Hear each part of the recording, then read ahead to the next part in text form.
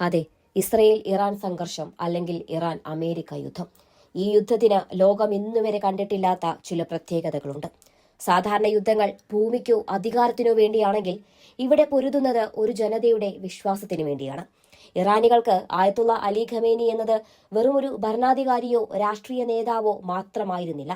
അദ്ദേഹം ആ രാജ്യത്തുള്ള സകല മനുഷ്യരുടെയും ഭൂമിയിലെ ദൈവത്തിന്റെ നിഴലായിരുന്നു. അദ്ദേഹത്തിന്റെ ഓരോ വാക്കും ഇറാനിലെ ഓരോ സൈനികനും ദൈവകൽപ്പനയായിരുന്നു. ആ ആത്മീയ നേതാവിന്റെ വധം ഇറാനിലെ ഇസ്ലാമിക് റവല്യൂഷണറി ഗാർഡ് കോപ്സിനെ സംബന്ധിച്ചിടത്തോളം ഏറെ വിചിത്രമായി തോന്നുമെങ്കിലും വെറുമൊരു സൈനിക പരാജയമല്ല, മറിച്ച് ലോകം അവസാനിക്കാൻ പോകുന്നു എന്നതിന്റെ കൂടെ സൂചനയാണ്.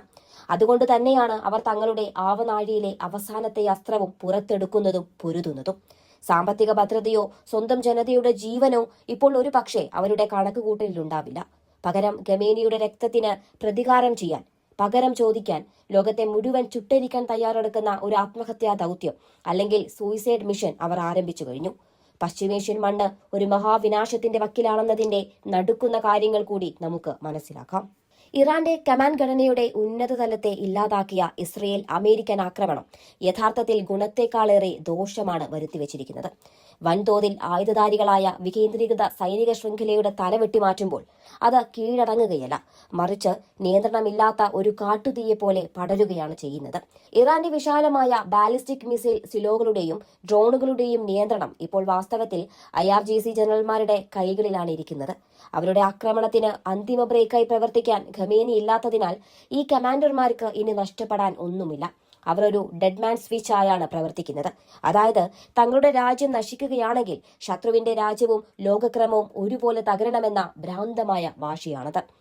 ആക്രമണങ്ങൾക്ക് മുമ്പ് തന്നെ ഇറാൻ ഏകദേശം 440 കിലോഗ്രാം സമ്പുഷ്ടമായ യുറേനിയം സംഭരിച്ചിരുന്നുവെന്നാണ് റിപ്പോർട്ടുകൾ പറയുന്നത്. ഇതിൽ ഭൂരിഭാഗവും ഇസ്ഫഹാൻ പോലുള്ള നഗരങ്ങളിലെ ആഴത്തിൽ കുഴിച്ചിട്ട തുരങ്ക സമുച്ചയങ്ങളിലാണ് സൂക്ഷിച്ചിരുന്നത്. പ്രാരംഭ ബോംബാക്രമണത്തെ അതിജീവിച്ച ഈ വസ്തുക്കൾ ഇപ്പോൾ IRGCയുടെ പൂർണ്ണ നിയന്ത്രണത്തിലാണ്. അന്താരാഷ്ട്ര പരിശോധകർക്ക് മുന്നിൽ വാതിലുകൾ അടഞ്ഞതോടെ ഈ യുറേനിയം 90% ആയുധ ഗ്രേഡ് പരിശുദ്ധിയിലേക്ക് എത്തിക്കാൻ അവർ യുദ്ധകാലാടിസ്ഥാനത്തിൽ പ്രവർത്തിക്കുകയായിരിക്കാം. യുദ്ധം തടയാൻ അവർക്കിനി താൽപര്യമില്ല. പകരം യുദ്ധത്തിൽ ഉപയോഗിക്കാൻ ഒരു അന്ത്യദിന ആയുധം അഥവാ ഡൂംസ്ഡേ വെപ്പൺ നിർമ്മിക്കാനാണ് അവർ മത്സരിക്കുന്നത്. ഒരു ആണവ സ്ഫോടനത്തിലൂടെ ലോകത്തെ നിശബ്ദമാക്കാനുള്ള ആത്മഹത്യാപരമായ നീക്കമാണിത്. അമേരിക്കയും ഇസ്രയേലും കരാക്രമണത്തിലേക്ക് നീങ്ങിയാൽ IRGC അവരോട് പോരാടുന്നത് എന്തായാലും ഒരു തുറന്ന മരുഭൂമിയിലായിരിക്കില്ല. ടെഹ്റാൻ, ഇസ്ഫഹാൻ, ഷിറാസ് എന്നിവിടങ്ങളിലെ ഇടതൂർന്ന നഗരകേന്ദ്രങ്ങളിലേക്ക് അവർ യുദ്ധം നേരിട്ട് വലിച്ചിഴയ്ക്കും. സിവിലിയൻ അയൽപ്പക്കങ്ങളിലും ആശുപത്രികളിലും സ്കൂളുകളിലും തങ്ങളുടെ മൊബൈൽ മിസൈൽ ലോഞ്ചറുകൾ സ്ഥാപിക്കുന്നതിലൂടെ ദശലക്ഷക്കണക്കിന് ഇറാനികളെ അവർ മനുഷ്യ കവചങ്ങളാക്കി മാറ്റുകയാണ്.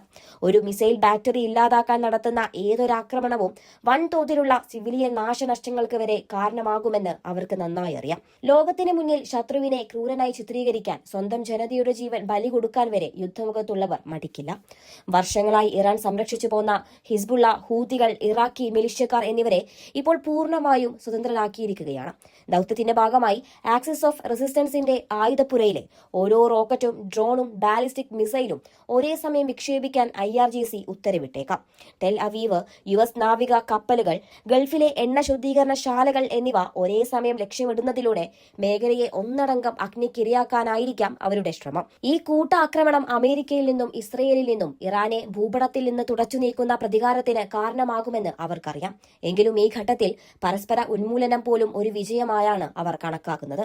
പശ്ചിമേഷ്യൻ രാഷ്ട്രീയത്തിൽ ഇനി ഒരു പക്ഷേ സമാധാനത്തിന്റെ വാചകങ്ങൾക്ക് പ്രസക്തിയുണ്ടാവുമോ എന്നറിയില്ല.